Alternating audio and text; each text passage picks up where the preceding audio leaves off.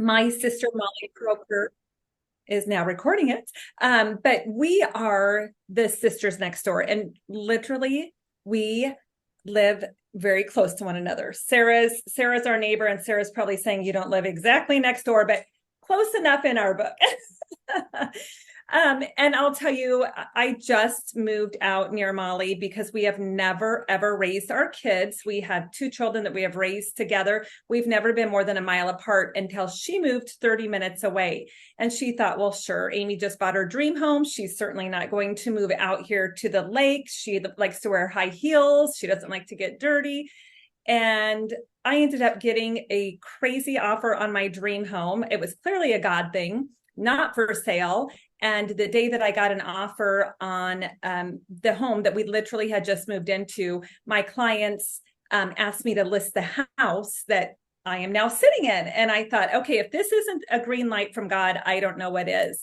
And I think the biggest thing is, ladies, and maybe that's why you decided to join us. I had the big home. I had I have a very successful career. I have lovely friends. I have, all of the maybe earthly things, right? The material things, but there was something in me that still longed for more. And what I longed for was friendships. I longed for my sister. I longed for like the being what makes me most happy is being near our children, being near my sister. I think I've told some of you, I have never been a part of a neighborhood group chat or neighborhood bunco because I've always lived in homes that were on a little bigger piece of ground that were pretty secluded. And I longed for that. And I moved out here just at the drop of a hat, and it has been an absolute blessing. So, Sarah, you are a blessing to me. Thank you for being my neighbor, my legit neighbor. So, just backing up a little bit, and this again may be what brought you ladies here. Molly and I have built businesses alongside each other for 20 years. We have built a social selling business. I've been in real estate for 20 years and have been incredibly blessed. One of the things that I have always been drawn to is God put it on my heart years ago to that you're most powerfully positioned to help the person that you once were. And my story goes back to when I was newly married. I had, I guess, 5 years into marriage. I had a 2-year-old who began to have several hundred seizures a day. And we owned a lot of real estate. We had just sold golf stores, but I was given a diagnosis that my child would be 99% remain a 2-year-old. His seizures would never be under control. I needed to hire a full-time caregiver and to plan for probably burying my child early because they tend to die because of the seizures in their sleep. I was given that diagnosis at Minnesota Children's Hospital, and I crawled to the end of a hallway, and at the top of the church across the street, there was a cross, and it was lit up. And I had what I call a divine spiritual experience. And I had a voice say, stand up, your child is going to be a miracle. And they say on the other side of adversity is where you find your true self.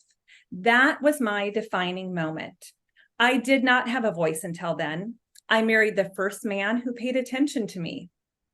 I did what he told me to do. I looked pretty. I did all the things.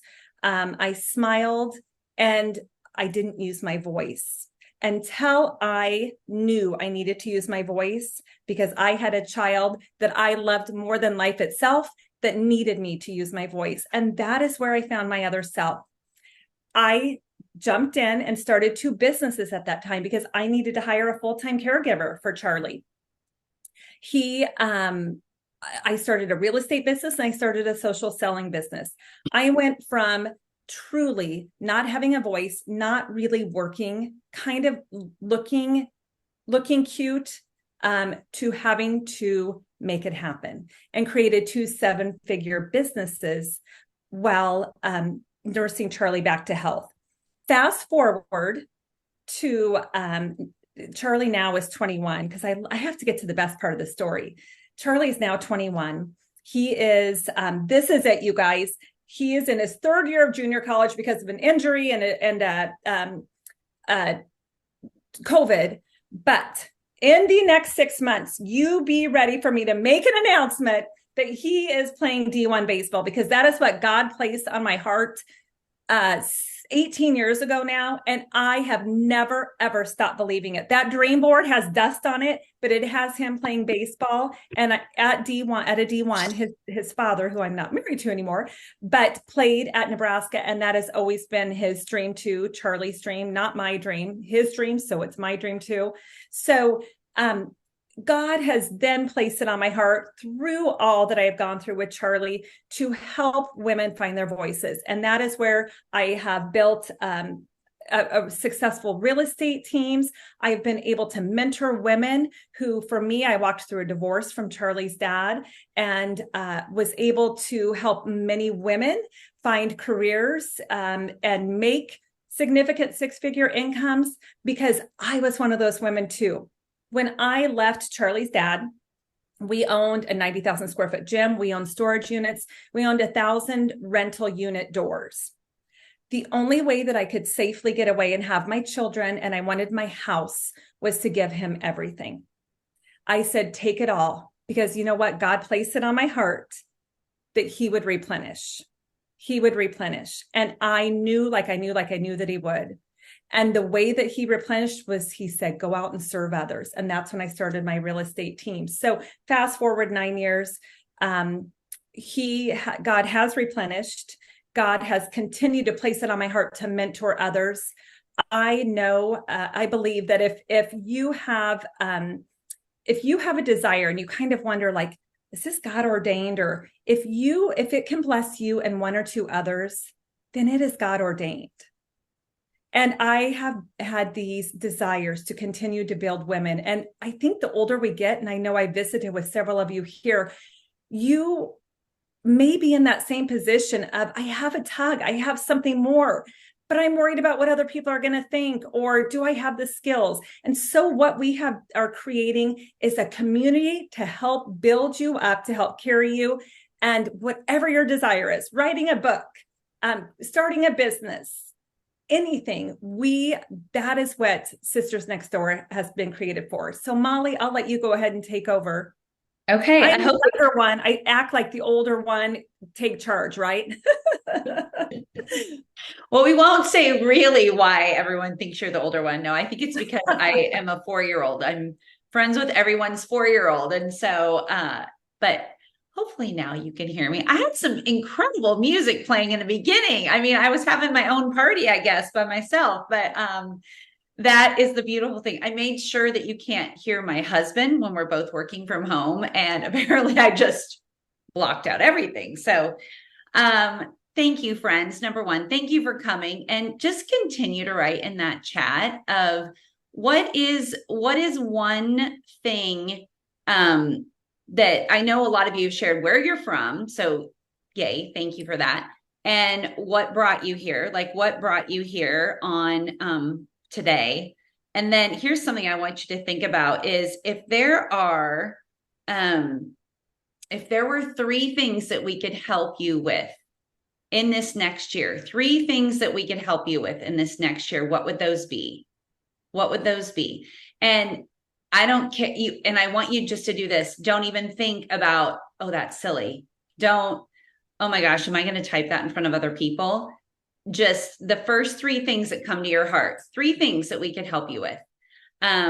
This is really profound. And, you know, I would love to say that those were my words, but I actually stole them from Mark Victor Hansen and his beautiful wife, Crystal.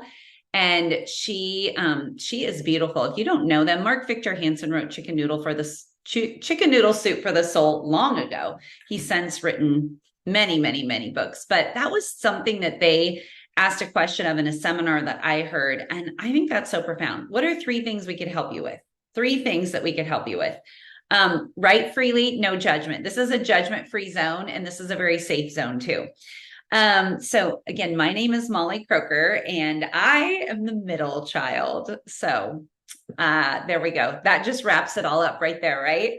The one fighting for attention, the quote, codependent middle child, the one that gets overlooked, all the things. So unlike Amy, I used my voice, right? I had to be noticed.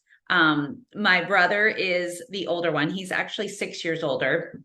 And so he didn't quite fit the mold of the firstborn. And so I kind of morphed into both things. So definitely my old paradigm, and we're going to teach you what a paradigm is. But my paradigm was people pleasing.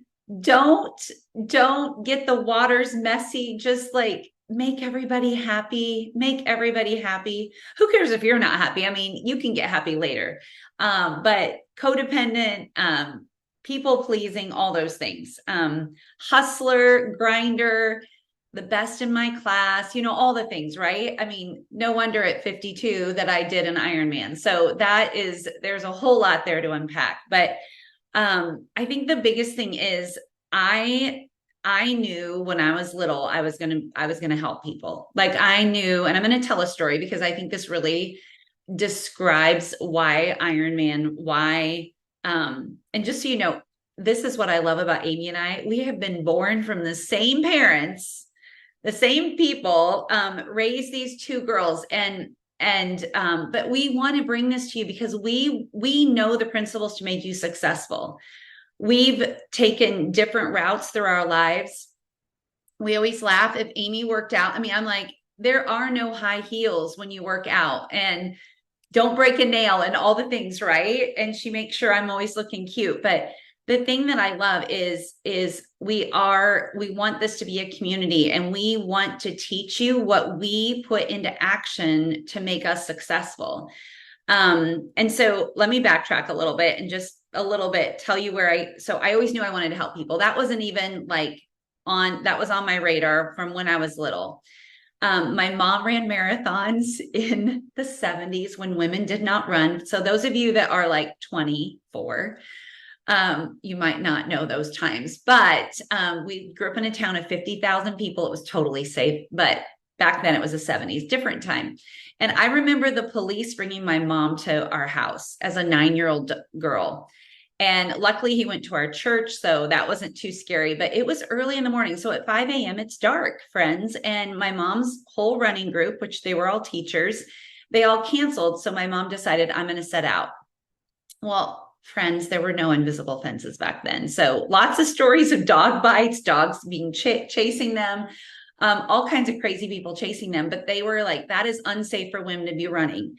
And so my mom's training for a marathon, the police bring her home. But then what happened next is then I got to meet her physical therapist. And I was like, oh my gosh, I love this. I always wanted to be a doctor, but I saw the time that he spent with her.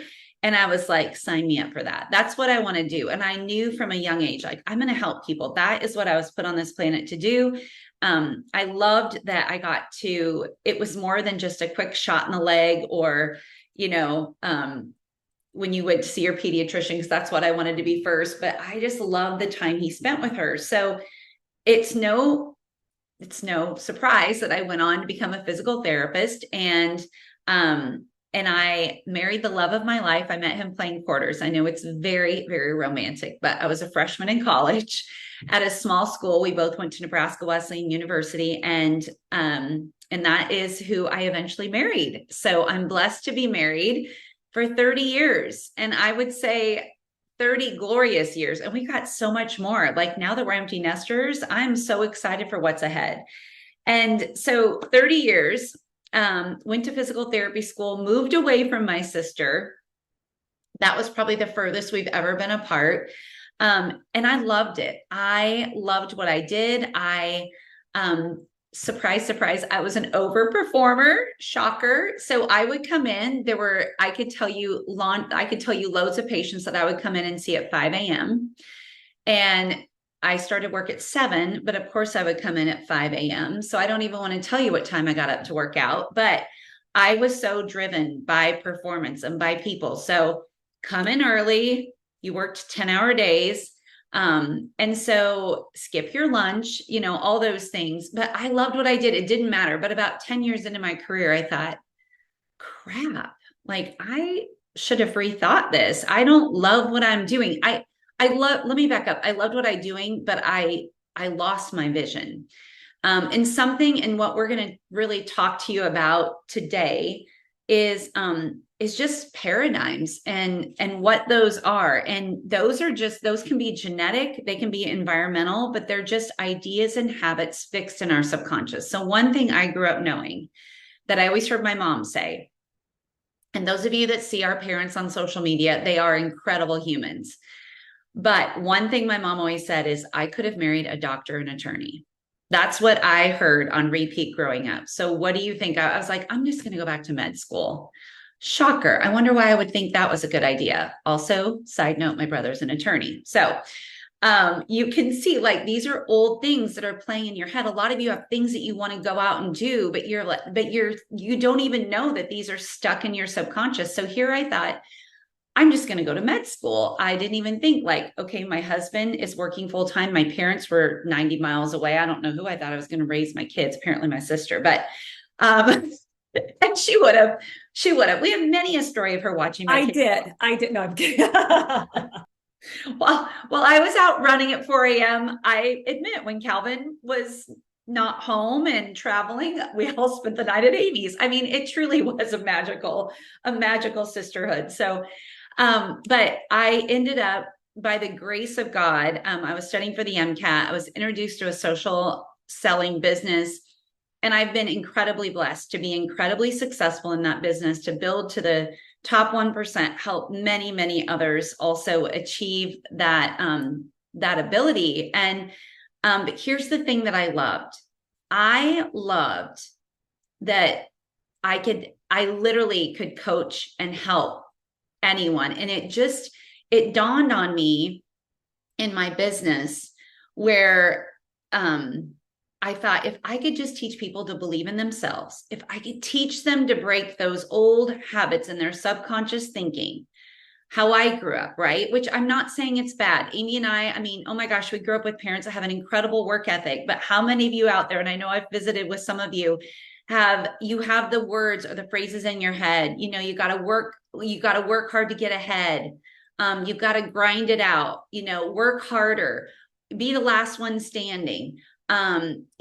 Show up early, stay late. Like, those are all great things. And I'm so glad those are in me, but they also held me back for a very, very, very long time, because what was that all about? That's all about me controlling it, right? When I'm in control, then I'm the last one standing. Then I'm the hardest hustler. Then I'm the, all the things. So I love that.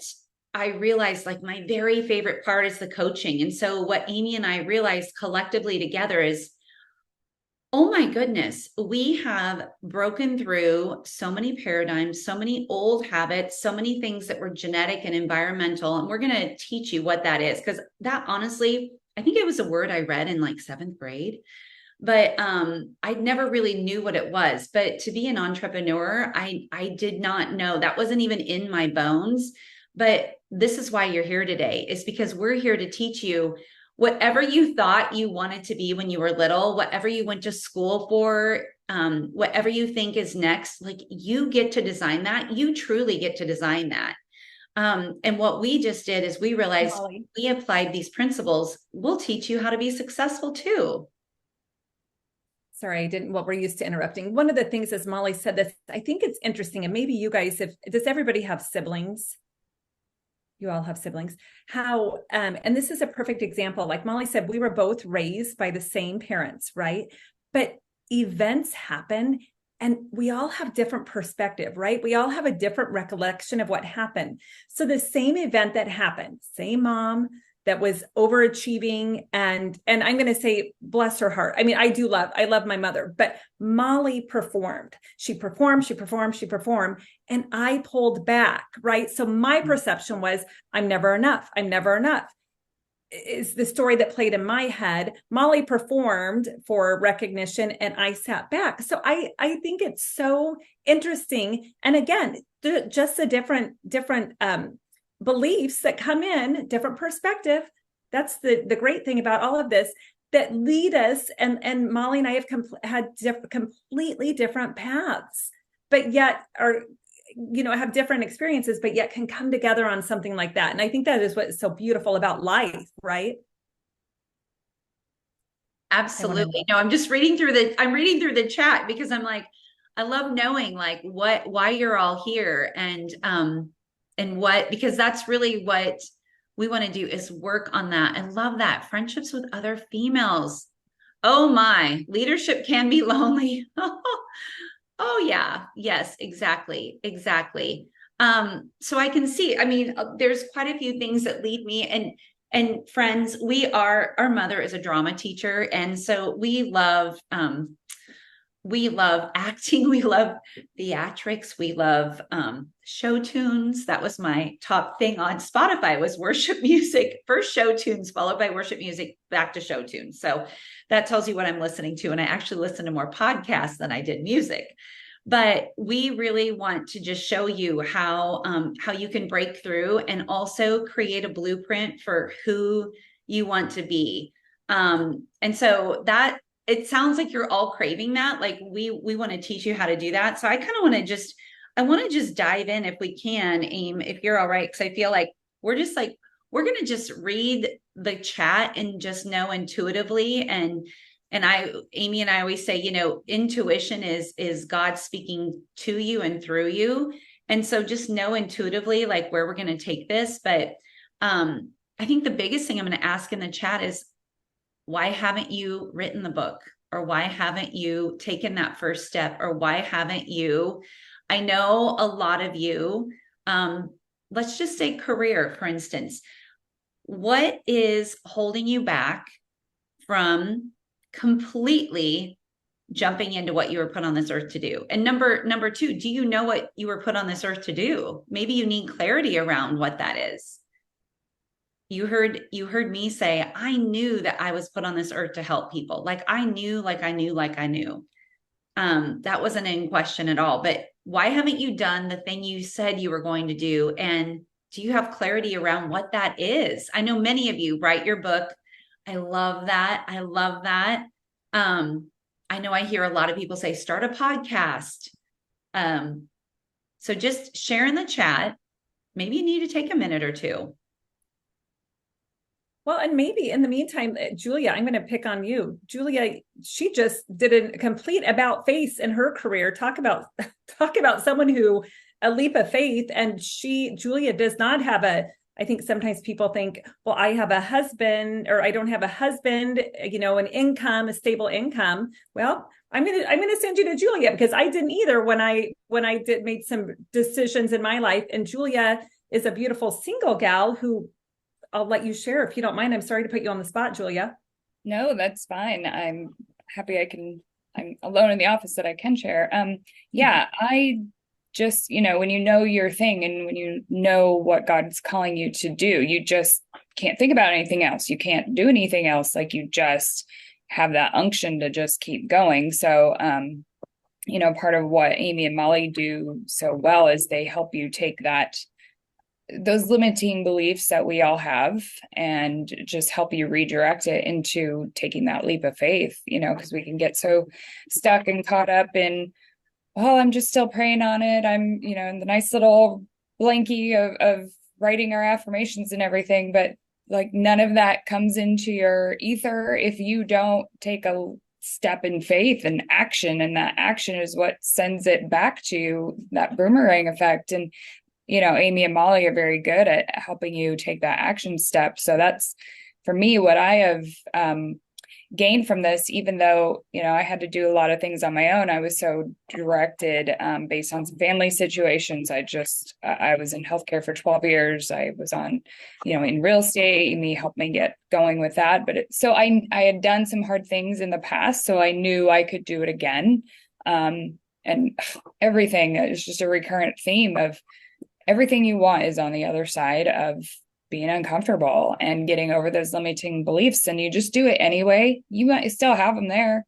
I mean, we always have to reassess and realign ourselves every single day. You just keep going, and that's what keeps bringing it to you. And doesn't matter if you do it wrong one day, at least you're going forward. Who cares? Like God can help you get back on track. So I just had to not think of all that other stuff. I'm like, okay, he put it on my heart. There's too many people to help with this. I have to get out of my own way. And then you just get over your ego a little bit and it's not about you. So I had to get over that. So I think Amy and Molly are very good at helping in that active step. I'm sorry, will you please tell them what you are Oh, transitioning from sure. and to?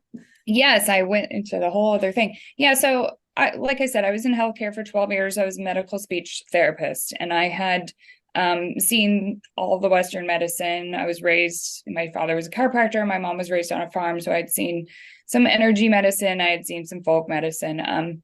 I just decided to get back after some family got sick with cancer and stuff. I was just done. I couldn't deal with things anymore. I had to help people through this. So I'm leaving my real estate job right now to get back into health and wellness. So I'm doing quantum health coaching. I'm doing energy work. I'm doing nutritional coaching, kind of integrating some lymphatics and bioresonance frequency scanning into that. So it's kind of like a quantum health business. So I'm done at the end of December and I'm ready to get going.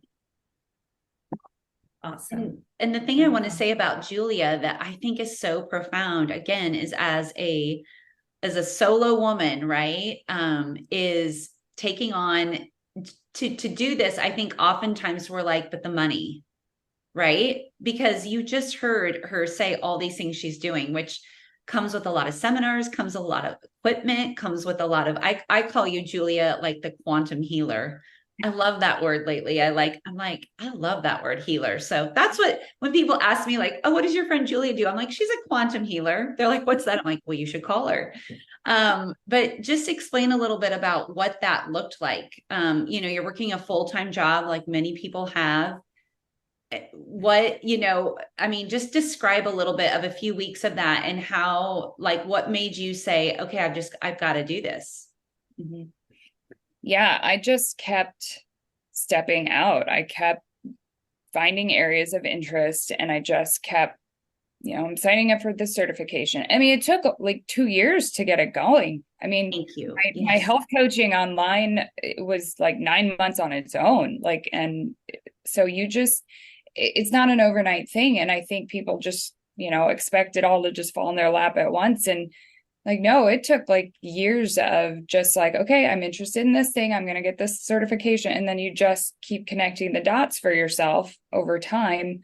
And then you're like, oh, I'm seeing a bigger picture where I can specialize or where I can, bring my skill set into it. So you just keep going in the areas where you're interested in. There's plenty of certifications and different, just even free online trainings out there just to see if it's something that's even a fit for you. If you're like, okay, that is totally not my thing, I'm not going to put that on my list. You just keep trying stuff. And you just keep getting more confidence and motivation as you keep doing that. But it could be a couple years in the making. And, finally, and I had a business coach too, going through it. And just watching other people, like find somebody that's doing something similar and look and see what they're doing, kind of just be a copycat and a sponge a little bit.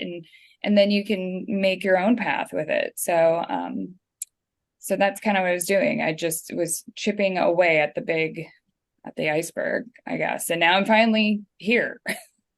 Just a couple weeks away from, being free and being able to do all this stuff full time. So Julia, I always love, I love this because I think people think it's going to be, what is the word I'm like? Okay. Did you ever take a course and you were like, you spent the money and you were like, oh, that is not where I want to be. That is not what I want to do. Was there anything hard in this 2-year process? Yeah, I am interested in so many things. So you can also overdo it. You can also spread yourself too thin. Like, you said, you're like, oh, I'm in this type of thing. So I had to hold myself back from signing up for too many things. And then you're like, oh yeah, that membership's going to expire here. I need to get that class done or whatever, because you've spread the net so thin. But so yeah, it it was kind of hard to reel myself back in, because once you find a rabbit hole, you just keep going, and then you just have to remind yourself what your mission is, what your purpose, just keep doing those types of things. So at least that was the hard part for me, is and then I would get overwhelmed, because I'm like, oh my gosh, I have so many things that I have to complete before I can even start working. It's like, no, you've done enough. You can start where you're at. You can keep piling on later as you go. So, you're never going to be perfect. You're never going to have too much, you just need to keep working at it and keep going. You can start someday. That's, I don't have to get 20 certifications done before I begin. I can have 2 or 1. Yes. Right. Yes. And, thank you, Sarah, for saying that too. And I know Carolyn, I know some of the ladies on here, Alyssa, Linda, and it does take time, right? That's when I tell my story, and when everybody tells their stories, it certainly wasn't overnight. And there were a lot of like, oh crap, well, that didn't work. Pivot, a little bit of, like dusting yourself off, a lot of falling down and getting back up,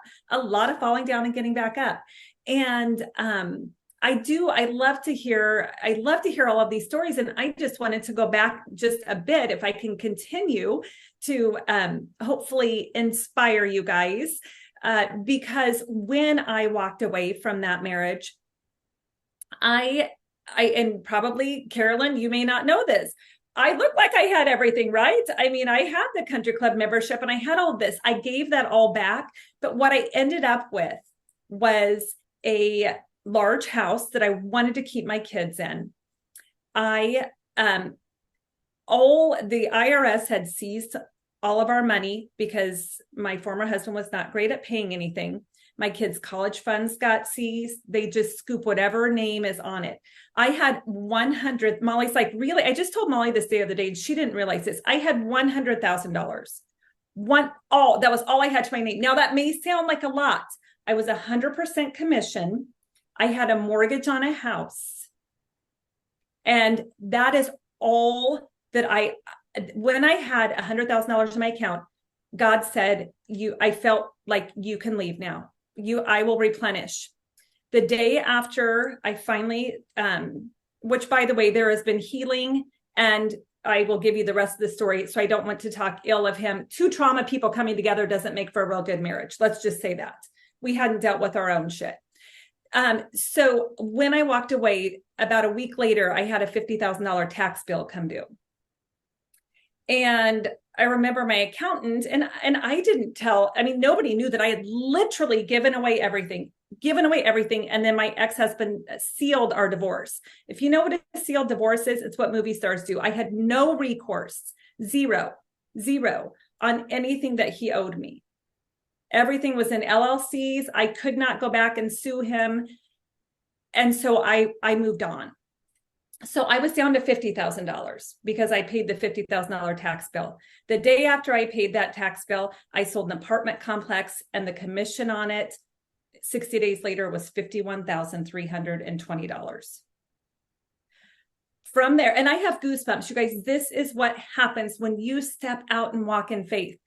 From there, I decided to start a real estate team. I thought, I'm going to go gather people who are in my same position. Let me show them. I built it once. I knew it was my relationships that had gotten us the gym, that had gotten us all of those, the bankers, all of that. I knew that was my relationships. I knew I could do it again.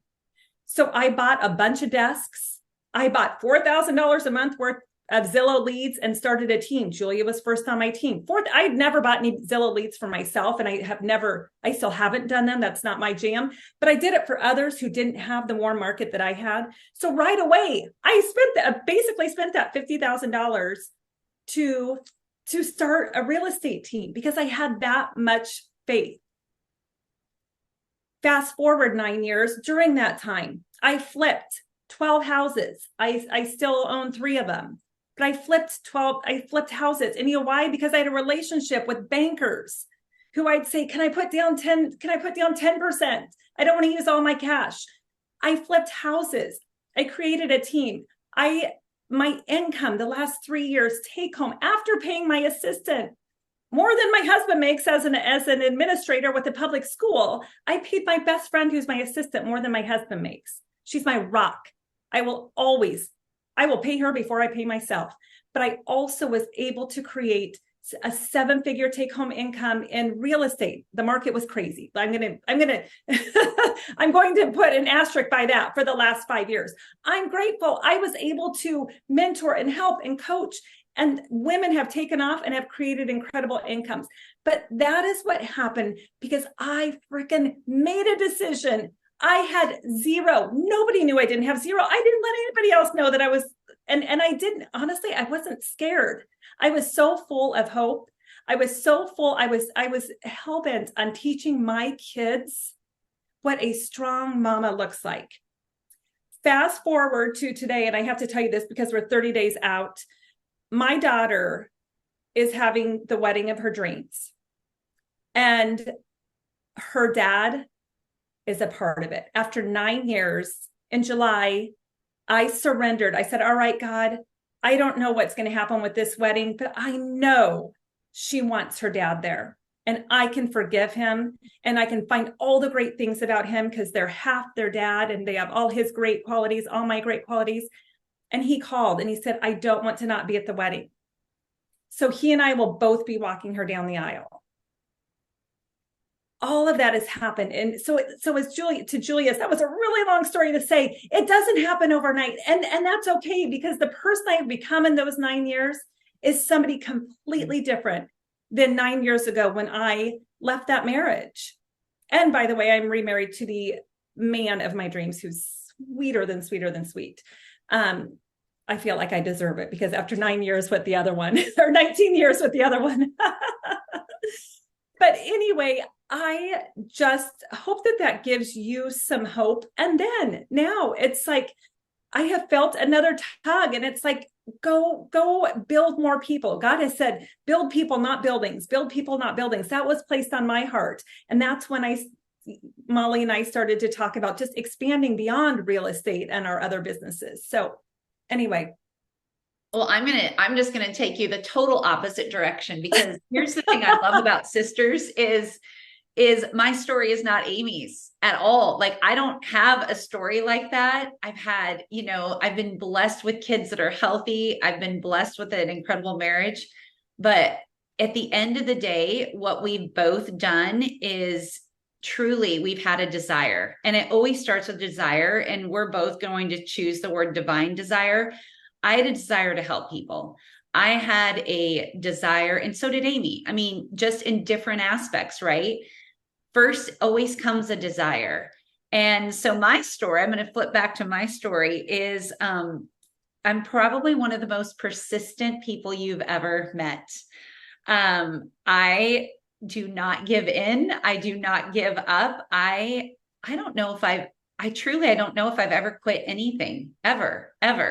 And so that's just again, remember when I talked about paradigms, that's in my genetic being is just that persistence of that never getting up. Everybody always says pleasantly persistent, which is very, very true. But I made a decision. And this is something I love so much. I remember when I was 31, so I'd had 2 kids, and I'd just done another marathon. So remember that overperformer. So I was like performing away, man. I was rocking it out. I was flying to different cities to run marathons.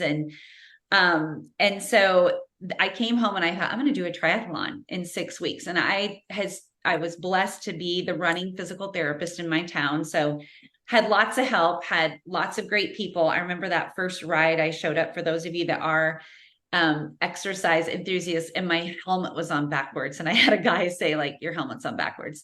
And within 10 minutes, the man that invited me, he was my patient. He's a builder to this day in Lincoln, and I don't think a very nice one, but he dropped me in like 10 minutes. Like, I'm out there on the highway by myself. I'm like, oh my gosh, I was not born with directions in this body. I do not know north, south, east, west. The sun is in my eyes. It doesn't even make sense to me which way to go. But within 6 weeks, I ran my first triathlon. And you guys, this is a girl that was cut from. So I'm speaking to those of you out there that maybe you didn't get the part in the play, or you didn't get that place, on the team. That was me. Like, you see me now, but what you didn't see was I got cut from volleyball. I got cut from basketball. I mean, like, it was just like a season of being cut. I didn't make the drill team my junior year. So those aren't like impactful things that hold you back, but it was, again, remember what you store in your subconscious. Amy and I exposed to the same thing. She'll have a completely different reaction than I did. So here I am. She said, I'm not good enough. That was always playing through my head too. Now, keep in mind, we're completely different humans, right? I'm the girl that has all the friends, runs for everything at school, gets all of it, all that, because I'm thinking, because I'm not enough if I don't do that.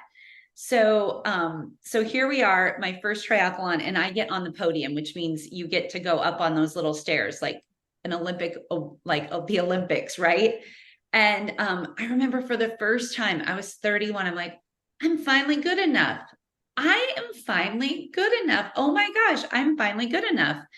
And so you fast forward through all those, and I know part of the reason I am here and is just to remind people, like, you might have a goal, and Sarah, this might be for you. You might have a goal in life, but it doesn't mean it's going to happen right then. And we always say, change the date, not the goal. And so that happened to me for years and years and years. I continue to race, but there were times when my son, in middle school, he was like, can't you be like the other moms and just like drive to my games? You have to ride your bike 80 miles. And I'm like, in my head, I'm like, well, yeah, because it's in my DNA, right? It's in my, you're not good enough. The only way you can go to a baseball game is to ride 80 miles. And so I quieted down a little bit, right? Like, I'm not going to embarrass my kids. I still worked out and all those things, but then came Ironman, and I thought, you know what? So I don't know if any of you have ever had a goal and you're like, this is when it's happening, right? Like, this is when it's happening, from could be pregnancy to when you're going to be married in life to writing a book. But this is when it's going to happen. And I thought by the time I was 40, it has been on my dream board. Amy said her dream board is dusty. I mean, the picture of the Iron Woman on my dream board is outdated by 12 years. She's not wearing a very stylish helmet at this point, because that helmet is long out. That went out 12 years ago. So I still see her on there because I need to rip her off. But I thought, I looked at that vision board every single dumb day, and I was like, oh my gosh, why haven't I attracted this? And this is, again, friends, we're going to teach you thoughts are things. And so that little tiny voice that is saying, when you crawl into bed at night, like, who are you to think that you could go start XYZ? Who are you to think you could go write a book? Well, for me, that was every night. Like, what is wrong with me? What is wrong with me? That is 4 words. That is it. And it paralyzed me, because day in, day out, I wasn't hitting that goal.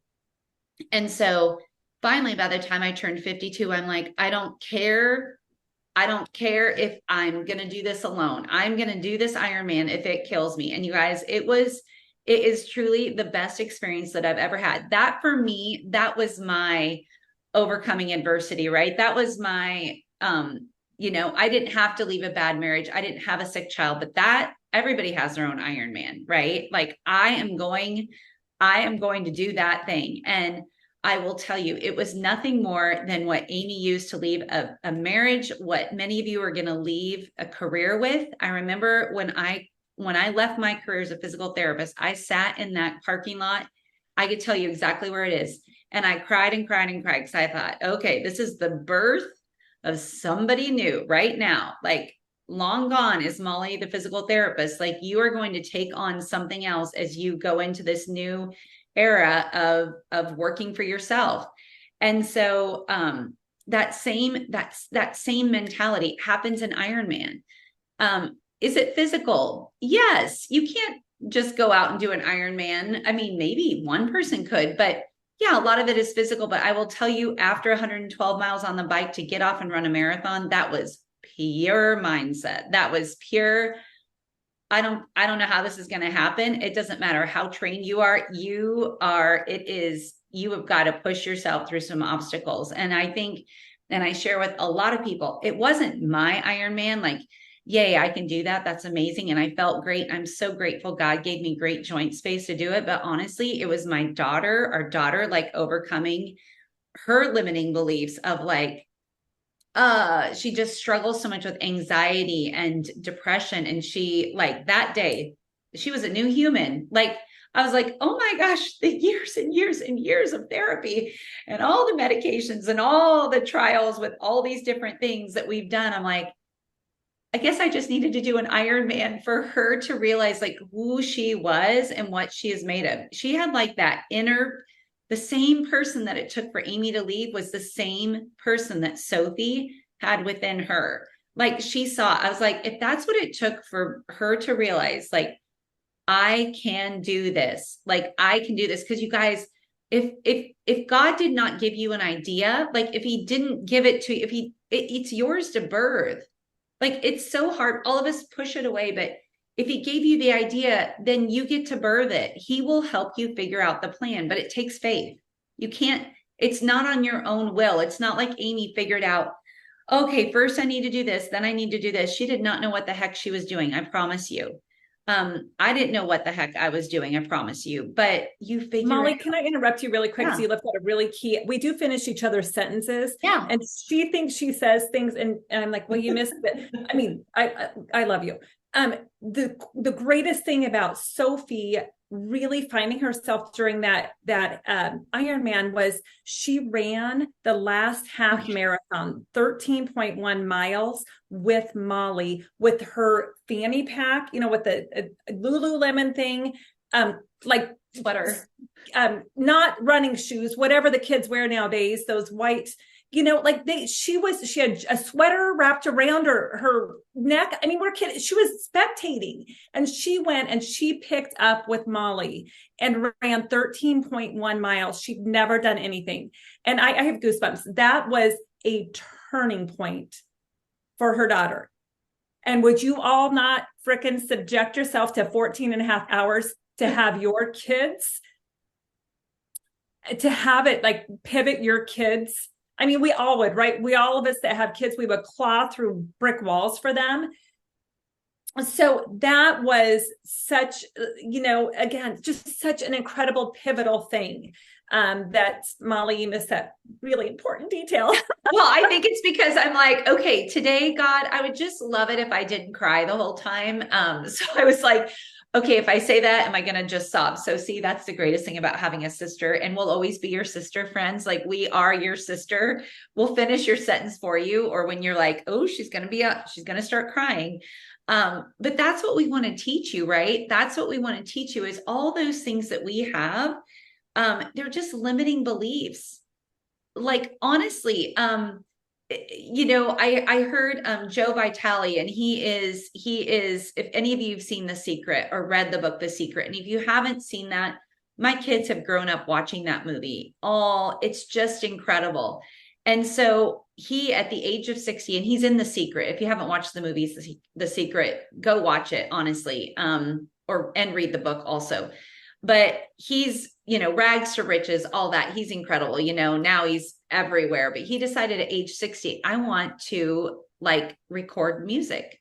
He doesn't know how to sing. He doesn't know how to do doesn't know how to play a guitar, doesn't know how to sing, doesn't know how to write music, he's 70 now. And he has like 15 albums. Theaters have used his music in productions. He's like, I mean, he sang with, you know, all these famous people. Like, he did not know how to sing, friends. He was 60. So what is it that you have on your heart that you're like, okay, I want to do this. And you're like, oh, I just don't have the resources. You'll figure it out, but you just have to commit. You have to make a decision. Cause like Amy and I both said, it always starts with a decision. It always starts with a decision, always. But and one of the things that we would love to, as you all have your different goals, as I have studied with the Napoleon Hill Institute over the last year, Molly was like, what are you doing differently? I didn't tell her. I signed up. I was looking for bigger. Has anybody ever read Think and Grow Rich? Yes. And so, and I had lived by those principles years ago, and I didn't ever, I didn't realize that was what I was doing. Our motto when Charlie got sick was whatever the mind can conceive and believe it can achieve. I had that all over. I had Napoleon Hill quotes all over. And I'm like, so then anyway, I started to do some mentoring with them. Molly's like, you're different. What's going on? So along this, so it's been about a year now, we have been able to, just the resources we have found out, people who want to write books, we can tell you, like, here's, if you want to do it for free, if you want to do it, here's, we have all of these resources that we have discovered through the people all over the world that we have met as Molly began mentoring with this group too. So that is something that we would love to help you guys as you guys are, so many people I think want to write books, maybe start. I've helped someone start a nonprofit. So we have been able to really help so many people in so many different ways. And we have really wonderful, lovely resources that we'd love to share too. So keep that in mind too. Absolutely. So what I want to touch, I have a dear friend that's going to be sharing also about a coach. And that is something that I do. Amy said that we've been with the Institute for over a year now. And I think the biggest difference, and I don't know where you all are, but personal growth and development, that was something that I consistently did. But I will tell you, it's so much more than reading books. And you heard Julia say, it's more than just affirmations. I remember, again, when you've got that programming in your head that says, well, you must be doing it wrong. Like, how many of you, be honest in the chat, you can write in the chat, tell me what you do. How about this? Because this is a good place to start. Like, tell me what you do to work on personal growth and development. Are any of you journaling? Do you do affirmations?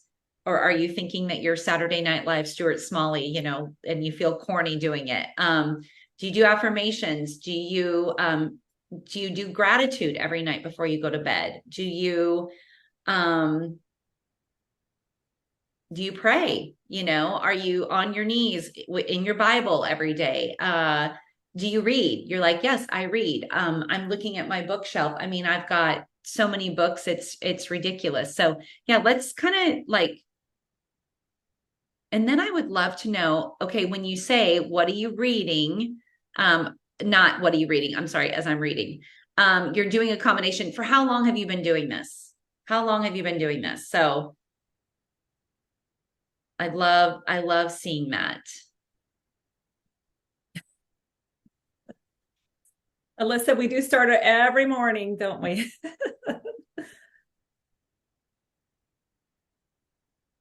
See, look at all these good things that you can be doing: prayer, writing goals, reading at least 2 books at a time.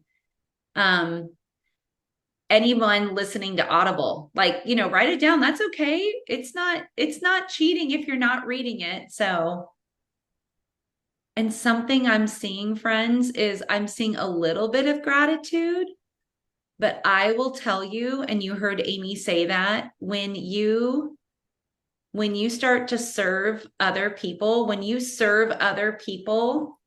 and you have gratitude, I'm not kidding, your life will be transformed. If you just simply, especially if you're like, woe is me, go out and serve people, your problems will seem small. And so I would say, and that's something that we will also have on our website, is what is our morning routine? What does that look like? And I love that Julia even said morning ritual. I'm like, it is a ritual because it's not a routine. It doesn't feel like, oh, I have to do this, but it is a ritual. And it's something that I take more important than my exercise, because I will tell you, when I don't put that first and I put my workouts before, I will tell you, it messes with my mind. And it's always important to start. And this is where, Sarah, and I love that you said that, where I saw the shift in Amy is it went from reading to actually studying, like devouring. And that comes from that desire. Remember how we talked about that divine desire? She became so hungry to grow herself, because I'll be honest, there were times where I'm like, she reads all the books in the world. She has more personal growth development books. She's got a prayer room. She's on her knees. But I didn't see any growth there for a while. And it's because she went from reading to studying. That is a huge difference. A huge difference. So if you're looking for a huge accelerator, that is such an accelerator in where you are. If you are doing affirmations and gratitude and prayer and journaling, and you're like, okay, where is it, God? Okay, where is it? Actually studying. And a great way to study is take a personal growth and development book. We did Think and Grow Rich, and read one page every day, one out loud. It'll take you a year to get through the book, but read it out loud 3 times a day. Out loud. Yeah. And I will say probably recently the auto suggestions, and I'm saying recently when I got divorced, that was the one thing I really added on. So I would lay in my my sauna blanket every morning, and I listened. For me, it was money affirmations, because I didn't have any. And so I listened to money affirmations, and it is amazing, and I listened to it all during the night because Lauren was sleeping with me, and it was good for Lauren too. God bless my daughter. She slept with me until she left for college. And so we had those constantly playing. And even now, I still listen to them. Bill can't hear anything, so that's the great news. But so I have it playing over and over, and it is just abundance. It is mindset. Think Up app, you guys, if you don't have that, I highly recommend the Think Up app. And I record myself telling myself, abundance is chasing me. You are called, you are chosen, you are favored. I tell myself that, and it goes on rewind over on loop, I guess, over and over and over again. So I fell asleep to it, and that's what continues to play. And then you find the earbuds in all areas of your bed. And the cool thing about affirmations, and friends, I promise you, we're gonna dial down all of this. I want to have our friend share here a little bit, but the affirmations with the Think Up app is, you will notice you record it when you're in a high vibration, right? And so you record it, you feel good. You feel good in this frequency, and you sound excited when you record it. And mine plays for about 45 minutes at night. And then sometimes it could even be the next day. I'm like, oh my gosh, I sound flat. Like your brain has already rewired to hearing yourself at that higher vibration. And then the next day it's already like, okay, you need to raise it again, and you need to raise it again. And sometimes I can go weeks and listen. And then other times I'm like, oh my gosh, every day I'm re-recording myself. And so that is something powerful. That is a major accelerator as well, is using that at night. And I feel like that was a secret Amy was keeping from me for all those years. I was like, I didn't even know about this thing you were listening to at night for 2 hours every night. And I was like, and honestly, I've done it faithfully every single night for the past year. And it is a game changer. It is huge, huge, huge in your like what you want to go after. And speaking of what you want to go after, we have another friend, Christy Goodwin, who we just love and adore, who, well, I'm just going to turn it over to her and just let her share a little bit about everything, about going after something different.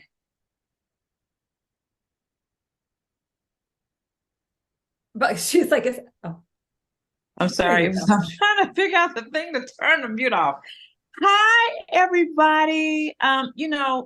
First, let me say, because I don't want to spend a whole lot of time or pick up a whole lot of time, but I appreciate the value, the knowledge, the experience that Sisters Next Door bring. The power of sisterhood is very, very, very important.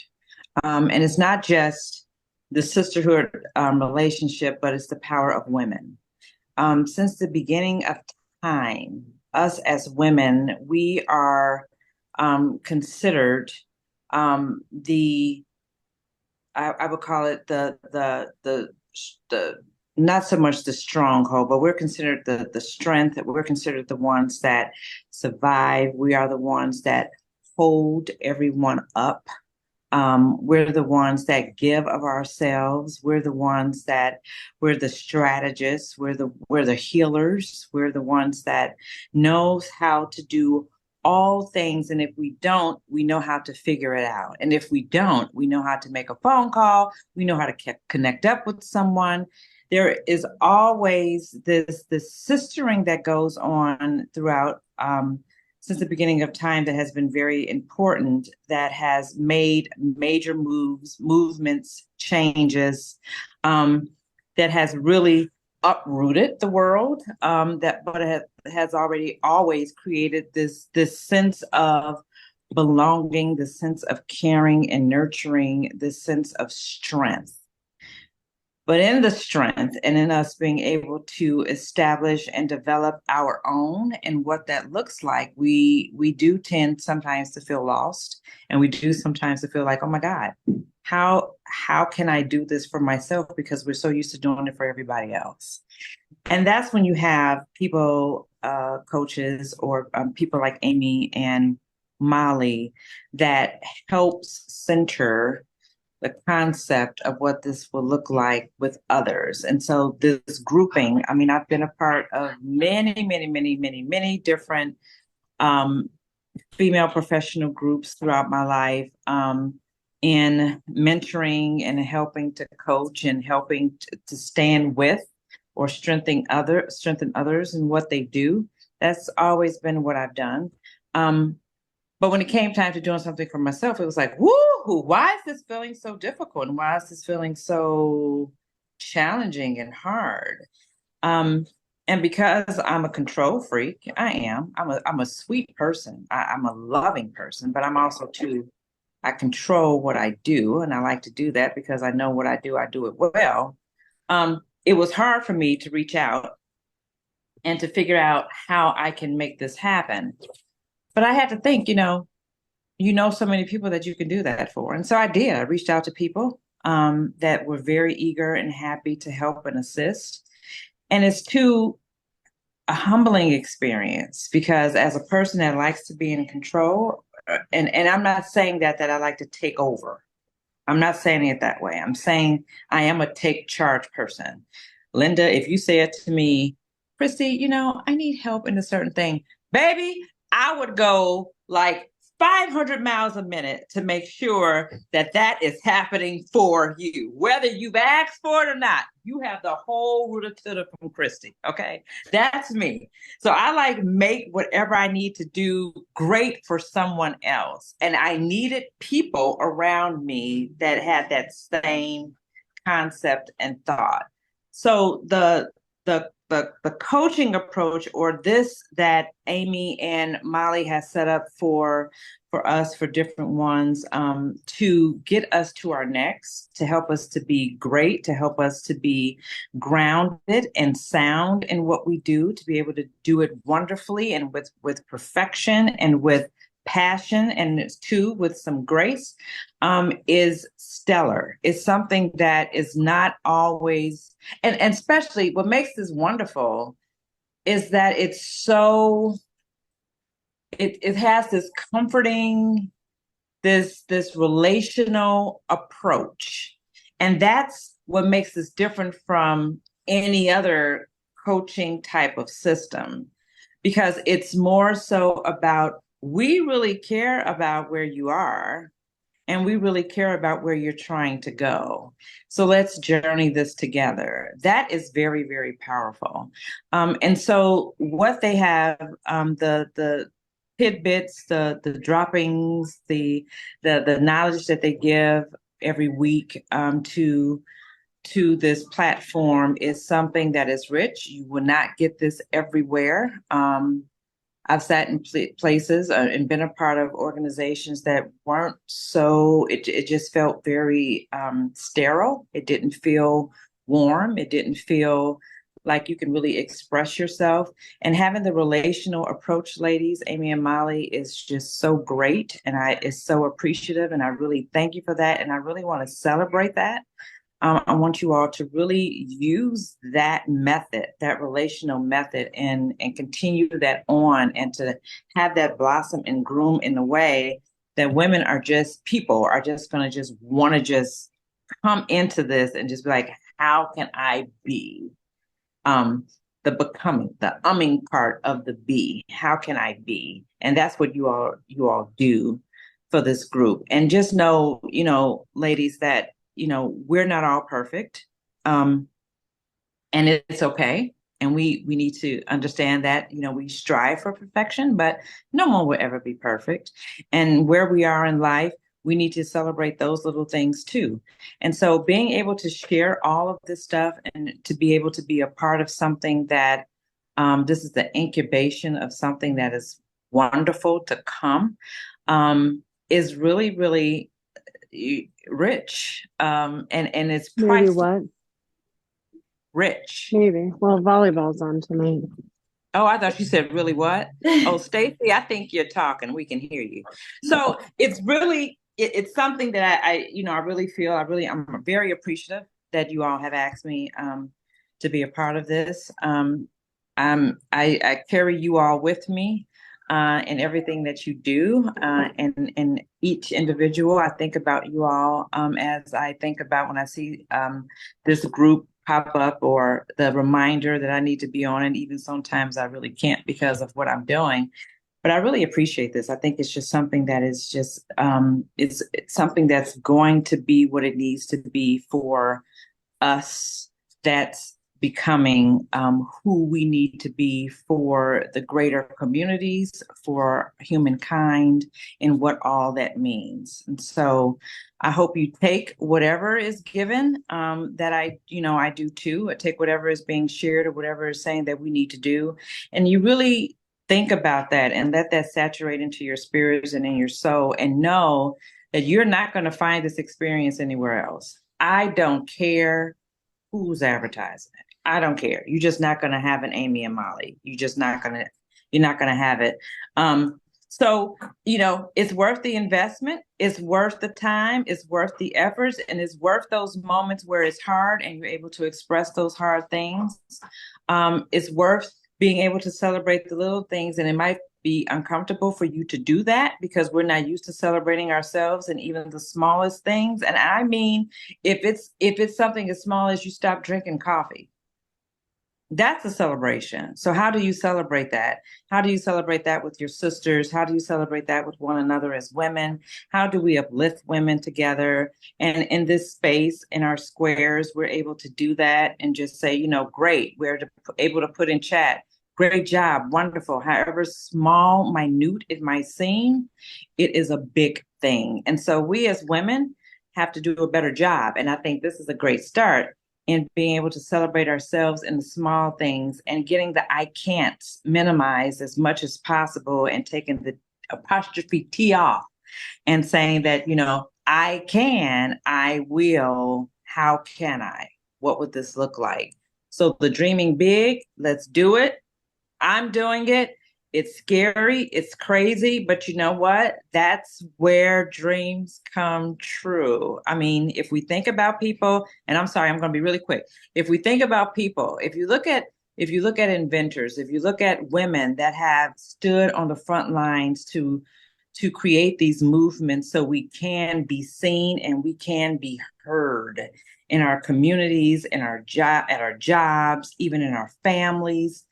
It took time, and it took effort, and it took grit, and it took passion, because they saw the bigger picture. They knew, listen, it's more of us out there in this whole world. It's more women than men, right? So why can't we stand together and make things great? We can. It's happened. History has proven it. The Bible has proven it. Movements happen just based off of little things. And I'm not saying this is the little things, sisters next door. I'm just saying the conversations that we have. That's how things start. And it's the bubbling. It's the bubbling comes up. And when a bubbling kind of comes up, it just bubbles out and just becomes something wonderful. So let's continue to create the bubbles. Let's continue to create the uncomfortable conversations, all the feelings that goes within all of that, to make something happen. Progress is only good when we can see movement. It's not just saying that, I want progression. I want things to progress. It's great to say it, but to be able to implement those moves, no matter how short or how long the stride is, that means you have moved. So we're not where we were yesterday. We're not where we were even 5 minutes ago, because we're still learning and we're still growing. So thank you, ladies. I Thank love you, you, Christy. Thank you. Thank you. Thank you. And definitely stepping out and doing something on her own as well, which is so exciting. And we're going to continue to watch her grow. And she also has a plan. It's not overnight, friends. It's a long plan. It's several years. And so if you don't know what that is, don't be scared, to go after it, because like Julia shared, like Christy shared, it won't just happen overnight. So Amy, I don't know if you want to take us. One of the things I kind of wanted to wrap up with is that I just listened to this on a podcast. I think it's so great. Successful leaders, we always talk about ROI in business, right? Return on investment. And successful leaders are, when they're looking for their ROI, they're pursuing, and I know all of us are pursuing, are ripples of impact. So if you think about your ROI being a ripple of impact, because I know we all want to leave others better than we found them. That is why we're here, right? To create this sisterhood, to create our desires, to work on our calling, our desires, so that we do change lives. That's on all of our hearts. I do know that this is not something that we're worried about ourselves. We want to create ripples and a legacy. So thank you, ladies, for being here. One of the things, we do have a call tomorrow too. So if you guys weren't able to hop on and want to hop on, we're going to do a little more teaching. But we also we'll put a link in. If you guys want to know a little bit more about what we're doing, there's some of you that are already in our community. If you'd like to be a part of our community where we actually study, we do a lot with the Napoleon Hill work, and just help each other as we're writing books. Like, here are some of the contacts. How can we help connect you? So it is that sisterhood. It is celebrating. It is helping you uncover. If you don't know, maybe Sarah, you and I have visited. If you're like, I don't really know what I want, or sometimes we know what we want, we're afraid to say it. Sometimes we're afraid to start our own brokerage like Carolyn did, because we think, oh gosh, what are people? So we, kind of helping you navigate that. That is what our goal is, changing of careers, writing that book. I hate this. I mean, I certainly am not a proponent, but just I've helped women walk through relationship changes, because that's something I walked through myself. So just anything that we can help guide you and walk alongside you. And if we even need to carry you, we're not opposed to that. That's what we're here for. So. And I'm just going to, and tomorrow, friends, just so you kind of know, I'm putting 2 links in there. But one link is our Calendly link. If you're like, I need to have a call with these girls. You're going to come tomorrow. You're not going to come tomorrow.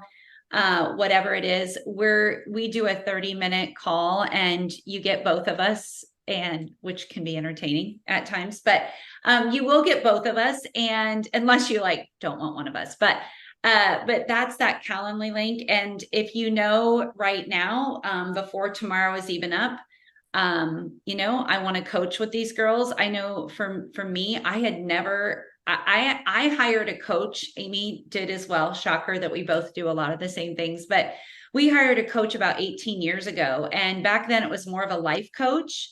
It kind of evolved into a business coach. And now I would say what we do is we help women who want to win, we help women who want to win. And that is, I would say we're a results coach, because results show, results prove that you know what you're doing, right? We want to help you get results and whatever that is in your life. And so that 6-week coaching program will center around some principles that we're going to teach you tomorrow. Granted, we're going to give you just an overview of 1 or 2. We're going to have another friend share that, her life has been transformed as well. And you're going to hear her story, but also tomorrow we want to make time for a Q&A. So if you've got questions, you want to ask specific things, tomorrow is your day. So And if you thought of somebody that you want to invite them tomorrow, because they won't hear our whole story. We're going to jump right in with teaching tomorrow. And then we're going to hear from Liz, our friend Liz, and then we'll definitely wrap up with a Q&A. So we are going to just wrap up early because time is precious. And I feel like we got to share what we wanted to share.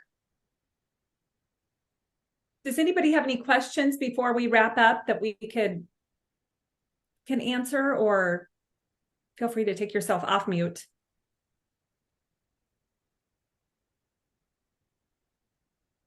Or anything you'd like to share, even any wins. Yes, I will get. Oh, do you have to register for tomorrow? No, you do not need to register for tomorrow. And the recording should be to you today, which will be fun. Feel free to share that recording with other friends too. Thank you. Thank you, everyone. And we're excited. Tomorrow we'll start at 10 a.m. CST. Throw your AirPods in if you're at a kid's game or if you're traveling or, wherever you are. We'd love to see you. And thank you again. We don't take this lightly, and we are so excited to partner with you and help you go after those dreams. Thank you, friends.